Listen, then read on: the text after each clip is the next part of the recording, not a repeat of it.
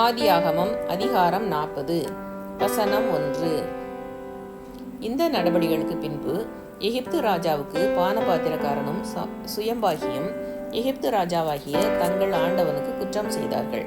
வசனம் 2. பார்வோன் தன் பானபாத்திரக்காரரின் தலைவனும் சுயம்பாகிகளின் தலைவனும் ஆகிய இவ்விரண்டு பிரதானிகள் மேலும் கடும் கோபம் கொண்டு.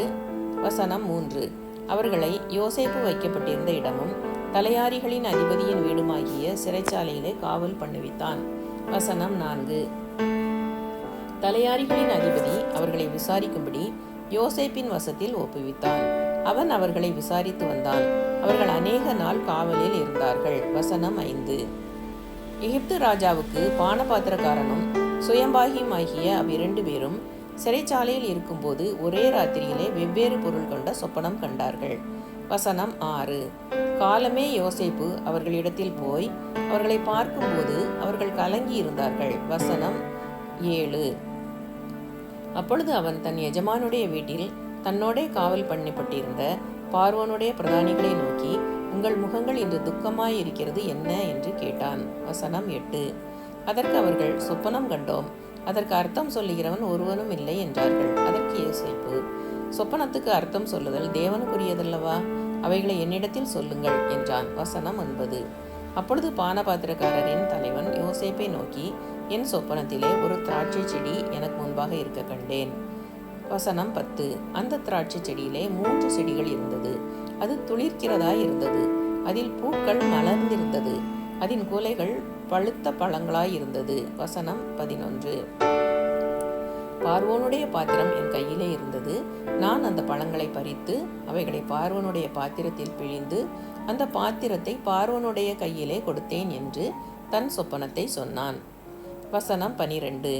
அதற்கு யோசேப்பு, அந்த 3 கொடிகளும் 3 நாளாம். வசனம் 13. 3 நாளைக்குள்ளே பார்வோன் உன் தலையை உயர்த்தி உன்னை மறுபடியும் உன் நிலையிலே நிறுத்துவார். முன்னே அவருக்கு பானம் கொடுத்து வந்த வழக்கத்தின்படி பார்வோனின் பாத்திரத்தை அவர் கையிலே கொடுப்பாய். வசனம் 14. இதுதான் அதன் அர்த்தம் என்று சொன்னதுமன்றி, நீ வாழ்வடைந்திருக்கும் போது என்னை நினைத்து என் மேல் தயவு வைத்து என் காரியத்தை பார்வோனுக்கு அறிவித்து இந்த இடத்திலிருந்து என்னை விடுதலையாக்க வேண்டும். வசனம் 15. நான் எபிரேயருடைய தேசத்திலிருந்து களவாய் கொண்டு வரப்பட்டேன்.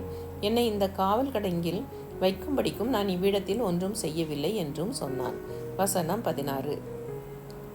அர்த்தம் நன்றாயிருக்கிறது என்று சுயம்பாகிகளின் தலைவன் கண்டு யோசேப்பை நோக்கி, நானும் என் சொப்பனத்தில் 3 வெள்ளை கூடைகள் என் தலையின் மேல் இருக்க கண்டேன். வசனம் 17. மேற்கூடையிலே பார்வோனுக்காக சமைக்கப்பட்ட சகலவித பலகாரங்களிலும் கொஞ்சம் கொஞ்சம் இருந்தது. என் தலையின் மேல் கூடையில் இருந்தவைகளை பறவைகள் வந்து பட்சித்தது என்றான். வசனம் 18. அதற்கு யோசேப்பு, அந்த 3 கூடைகளும் 3 நாளாம். வசனம் 19. இன்னும் 3 நாளைக்குள்ளே பார்வோன் உன் தலையை உயர்த்தி உன்னை மரத்திலே தூக்கி போடுவார். அப்பொழுது பறவைகள் உன் மாம்சத்தை தின்னும். இதுதான் அதன் அர்த்தம் என்று சொன்னான். வசனம் 20.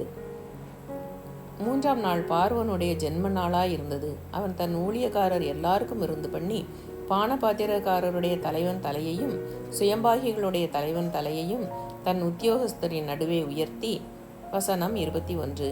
பானபாத்திரக்காரரின் தலைவனை பானங்கொடுக்கிற தன் உத்தியோகத்திலே மறுபடியும் வைத்தான். அந்தபடியே அவன் பார்வோனுடைய கையிலே பாத்திரத்தை கொடுத்தான். வசனம் 22. சுயம்பாகிகளின் தலைவனையோ தூக்கி போட்டான். யோசேப்பு அவர்களுக்கு சொன்ன அர்த்தத்தின்படியே சம்பவித்தது. வசனம் 23. ஆனாலும் பானபாத்திரக்காரரின் தலைவன் யோசேப்பை நினையாமல் அவனை மறந்துவிட்டான். அதிகாரம் 40 முற்றிற்று.